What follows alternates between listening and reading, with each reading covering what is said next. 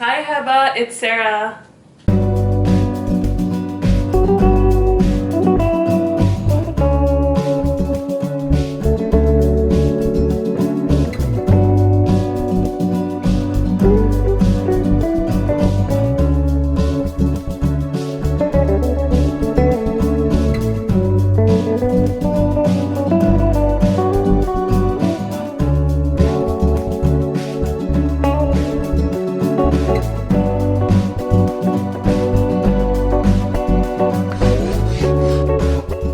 Good morning, everyone. Welcome to episode 2. It's a bit of a cloudy day today, but it's Friday, which is exciting because the weekend's almost here. For those of you guys who are tuning in to my channel for the first time, thanks so much for clicking on this video. My name is Sarah Adnan, and I'm filming a series of vlogs, which I like to call Becoming an Interior Designer.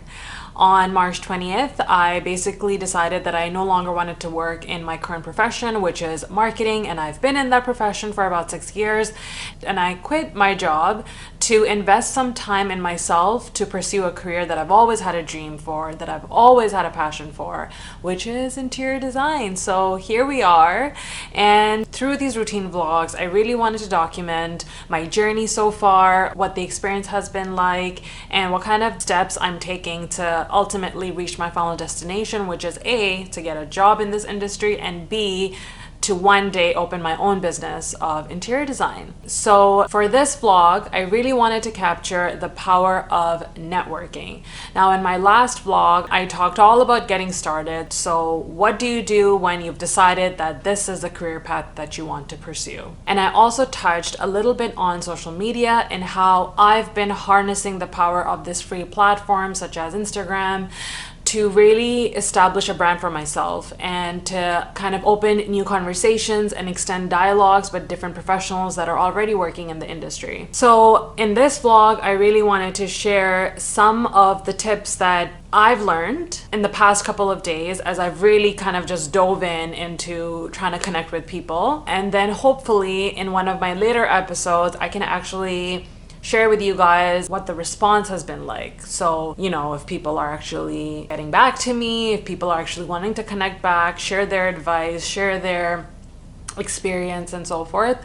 I mean, I really hope that that is the case and that I can actually film that episode. But basically, for the past couple of days, I've just been working really hard at trying to message anyone and everyone that I can find online who I know can give me some guided advice and how they got started. So step 1 is to literally go on Google and just type interior designer studios in Toronto.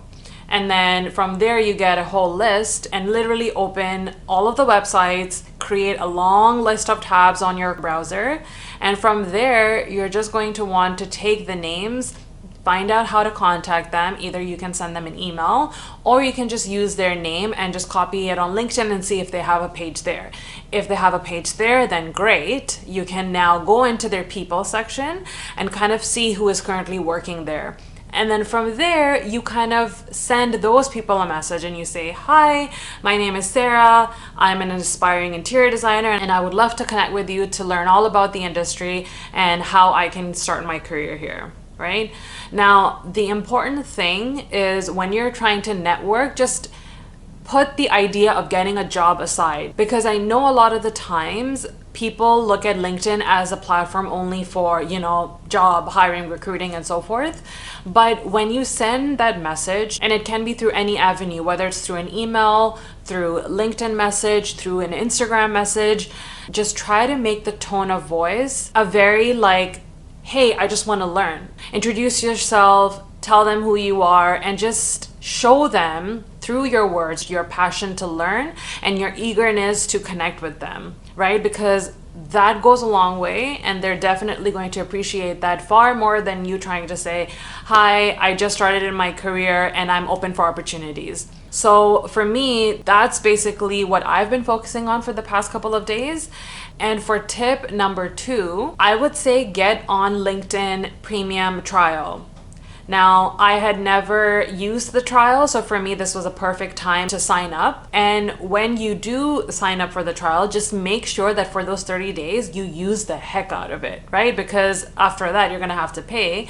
So what I've been doing is every single day, I just carve out an hour, nothing too much, just an hour a day to research, click, find people, and send them a message. That's basically all I've been doing, because you have to reach out to 50 people in order to receive one response. Same thing goes with applying to jobs. Like, you have to apply to 50 to 100 jobs and expect to hear back from like 5 or less than that. You know, that's just how it works. So every day for that 1 hour, just have your message template ready and just send people messages. Try to connect with them, and one day you will get a response.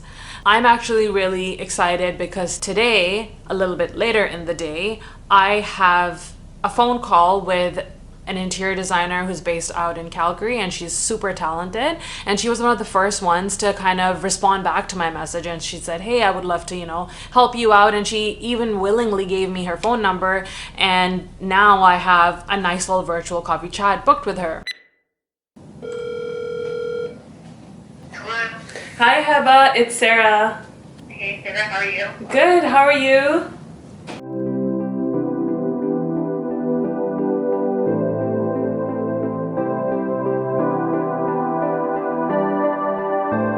Trying to figure out like how to get there, what to do, who to talk to and stuff, and then I realized I'm like, I should just talk to Heba because I'm sure she's gonna help a sister out, so I'd love to. Honestly, like, one of the great things about interior design that you'll learn as well is that I'm sure that you already know, is that there's like so much room for there's so much business and there's so many clients, and there's like your business and your network will grow through the people that you know, right? Yeah. And that like word of mouth, and then that like publicity that you're doing of yourself. So there's so much work to go around, like industry collaborations and all this. Like, I think it's really important. Like, when you actually start getting into renovations, you actually start going to like the city, for example, and you need to do drawings. You want to know AutoCAD because you want to be able to make floor plans. Doesn't matter how complicated they are. You want to know how to be able to at least do the bare minimum, right? Do the line work, and then at the same time, you also want to know how to do a little bit of editing, so in layers and stuff. And honestly, it's super easy. It's a really cutthroat industry for sure.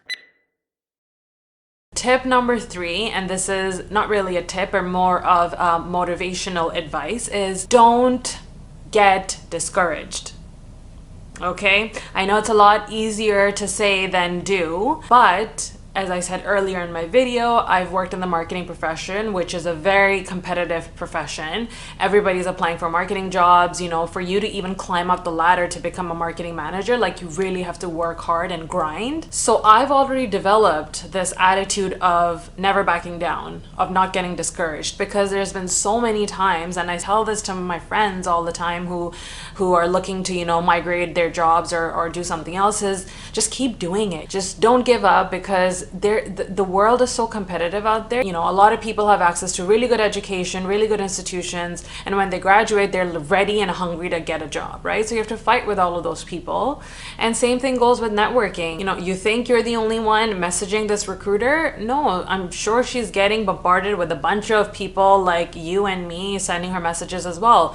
So you just have to really make sure you stand out in what you say. Create a story for yourself. Try to paint a journey for them. Like, this is how I started, this is what I'm doing, and therefore this is what I'm wanting to do in the future. Your story always starts with your past, your present, and your future, right? That's kind of like your essay that you have to form in your message. And then, just keep doing it, especially if you have premium in-mail, that 30-day trial. You better make sure that you're using that every single day. And lastly, the tip that I want to share is Instagram is better than LinkedIn for networking. I find that in the creative space, especially in the field of interior design, you're better off getting connections on Instagram. All of the people that have responded to me so far have been through Instagram messaging.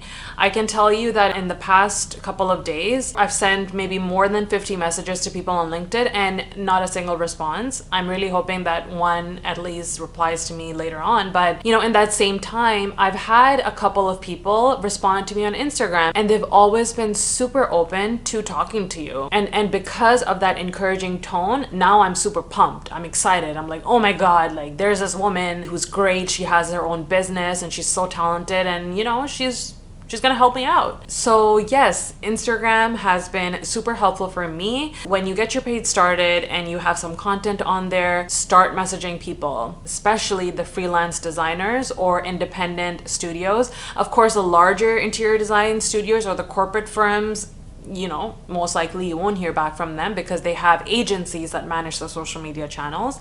But you know, individuals who are sole proprietorship, who own their own businesses, they will more than happy to connect with you. So that's kind of it for this episode. I hope it's been meaningful and something that can help you start your networking journey, because it's so important. You can go to school, you can study, you can teach yourself softwares, and you can learn all of the technical skills that you need to. But if you don't talk to a working professional who's been in that industry for a couple of years, you will never be ready. For me right now, like I'm learning all these things and it's been amazing, but I don't know what the day-to-day processes are for somebody who's an interior designer. So if person A is working at Studio A and they're an interior designer, what's their day like? You know, do they go in and just pick color swatches and paint? Of course not. Like they work with designers who do the drawings, and then from there they submit it to the city for approvals. And you know, there's so many processes and steps involved to a day-to-day work life. I'm not qualified just yet, so I want to learn, and the only way I can do that is by poking people on Instagram and LinkedIn. So yes, that is about it. I'll see you guys on my third vlog, which will go up next Friday, because I want to post these vlogs every Friday. And yeah, if you haven't already subscribed, definitely do that so you know when the next episode goes up. And of course, if you liked the video, please give it a thumbs up and leave me comments if you have any questions that I haven't answered in this vlog. Okay, bye.